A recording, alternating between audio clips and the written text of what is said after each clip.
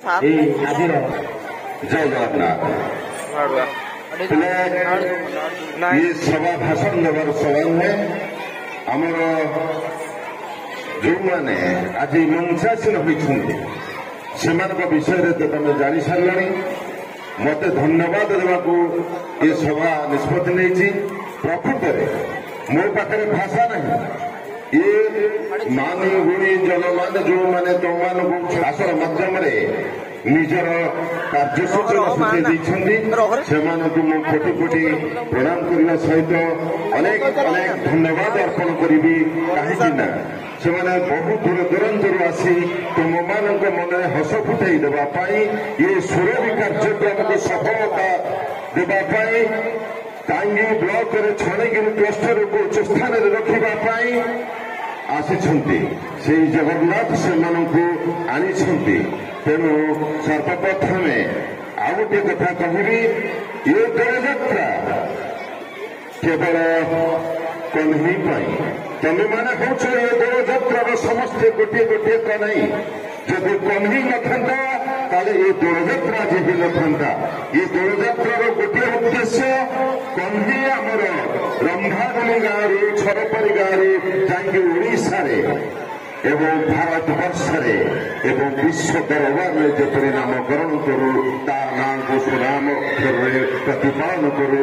ଏ ଗାଁର ଏ ମାଟିର ମାନ ଇଜ୍ଜତକୁ ଦେଶରେ ସାରା ବିଶ୍ୱରେ ପ୍ରତିପାଦିତ ନ କରୁ। ପିଲାମାନେ ମୁଁ ଆଉ ଗୋଟିଏ କଥା କହିବି, ଏଇ ଜୟ ଜଗନ୍ନାଥ जगतर नाथ महाप्रभु बलियार भुज, जिसका हाथ में अंगूठा नहीं मगर दुनिया का रिमोट कंट्रोल उसका हाथ में, जिसका पैर में अंगूठा नहीं मगर दुनिया का हर जगह वो घूमता है, जिसका सिर पे कान नहीं लेकिन तुम जहां पर प्रार्थना करते हो वो भी सुनते हैं। और सबसे बड़ी बात है, आप लोग को पता नहीं है, जिसका आंखों में पलक नहीं, जो रात दिन में सोते नहीं। क्यों सोते नहीं भाई? अपनी खींची है आपको मदद करने के लिए, आप एक अच्छी इंसान बनने के लिए। हमारे आज twinkle twinkle little star, we want to be big stars.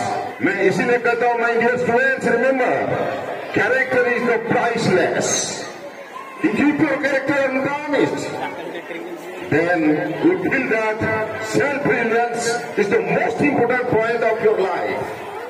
ବର୍ତ୍ତମାନ ତୁମେ ଯୁଦ୍ଧକୁ ଯାଉଛ, ଖୁବ୍ 2-3 ମିନିଟ୍ ଭିତରେ ଯୁଦ୍ଧ କ୍ଷେତ୍ରକୁ ଯିବ। ନିଜର ଉପରେ ବିଶ୍ୱାସ ରଖ। ନିଜ ମାନେ ଜିତିବା ହାରିବା ତ ଗୋଟିଏ ଟଙ୍କାର ଦୁଇଟି ପାର୍ଶ୍ୱ, କିନ୍ତୁ ପାର୍ଟିସିପେସନ କରିବା ସବୁଠାରୁ ମୁଖ୍ୟ କାମ। ପାର୍ଟିସିପେସନ କରି ହାରିଯିବାଟା ବଡ଼ କଥା ନୁହେଁ। ସେତିକିରେ ମୁଁ ତମକୁ ଧନ୍ୟବାଦ ଦେଉଛି। ତମେମାନେ ଯୁଦ୍ଧକୁ ଆଗେଇ ଚାଲ ଏବଂ ମଞ୍ଚାସୀନ ସମସ୍ତ ଅତିଥି ବନ୍ଧୁମାନଙ୍କୁ ମୁଁ କୋଟି କୋଟି ଧନ୍ୟବାଦ ଦେବି। ଏ ସଭା ତରଫରୁ ଏବଂ ସୁରଭି ସଭା ତରଫରୁ ଛାଣିଗିରି କ୍ଲଷ୍ଟର ତରଫରୁ ଧନ୍ୟବାଦ ସାର୍।